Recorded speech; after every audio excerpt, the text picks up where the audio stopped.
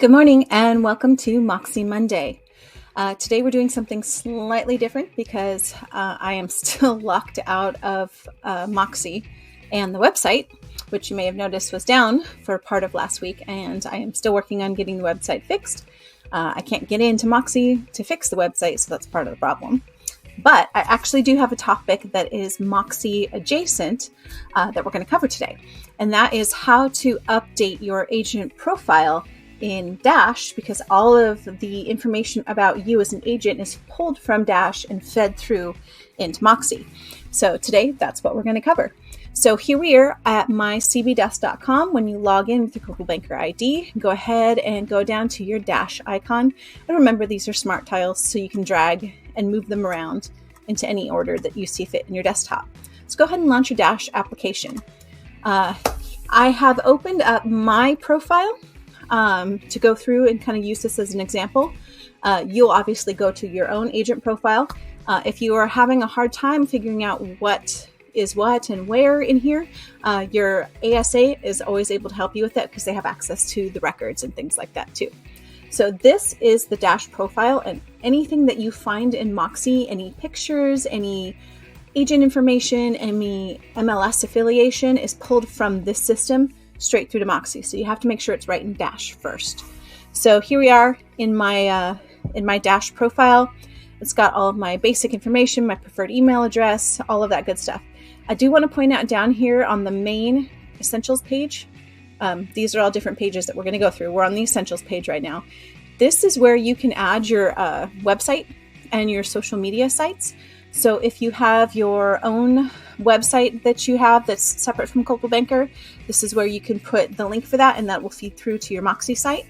And then if you have a Moxi site itself, this is where you can put that URL. You can also add your Facebook business pages, your Instagram pages. You can see, if I hit this drop down arrow, all the different type of things. You can add blog, Facebook, Instagram. Google Plus is not around anymore, so I'm not really sure why that's in there. But you get the idea, your LinkedIn page and things like that. This is where you add your social media links. And then when you print them out on Moxi, you'll see those icons show up in, like, if you're printing out like a flyer or something like for an open house, you'll see those icons and things like that pop up. This is where they are put so that they feed through. Next, we're going to go over to the Positions tab, which is the second tab. And I do want to point out something really important here.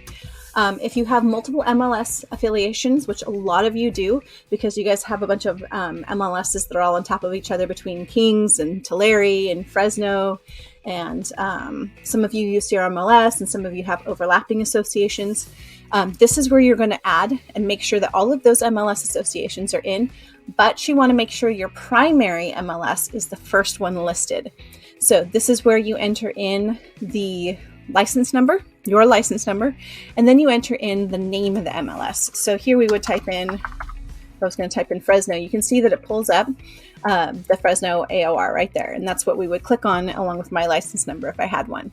So make sure you have all of your MLSs listed there, but the first one needs to be your primary MLS. And that's a big one because that will pull all of your listing information through to Moxi.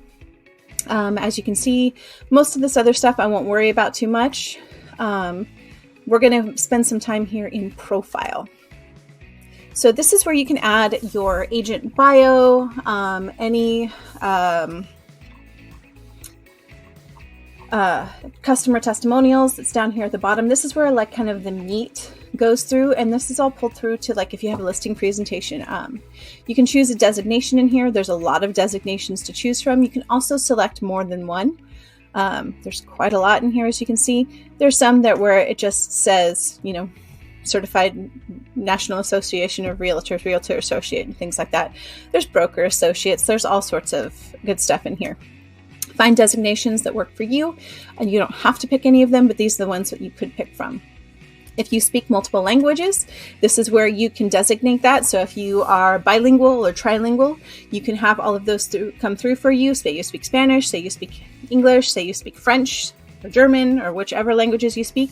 Those will also pull through to your Moxi profile consistently on every type of branding type of materials that you have. So choose your languages here. You can also choose your specializations. If you work in commercial properties, if you normally work with first-time home buyers, if you work with lots, if you work with ranches. Sorry, those pop-ups keep coming up. If you work with ranches and land more frequently, this is where you can choose some of those designations. Again, you don't have to. And then here is where you're going to add your agent bio.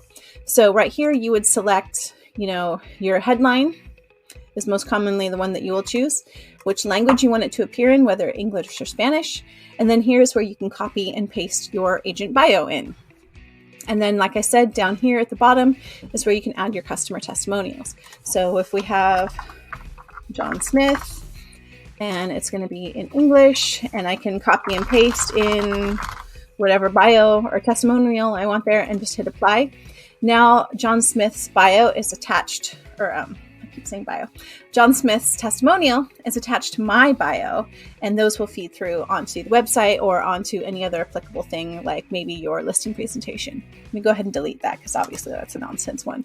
But this is where you can add those testimonials. And the difference between a testimonial and a review is something that a customer left on a third-party site like Google or Facebook or Yelp, or even Zillow or Realtor.com. And a testimonial is you taking the information that your client said about you and transcribing it onto something else. So you can put testimonials on your own website.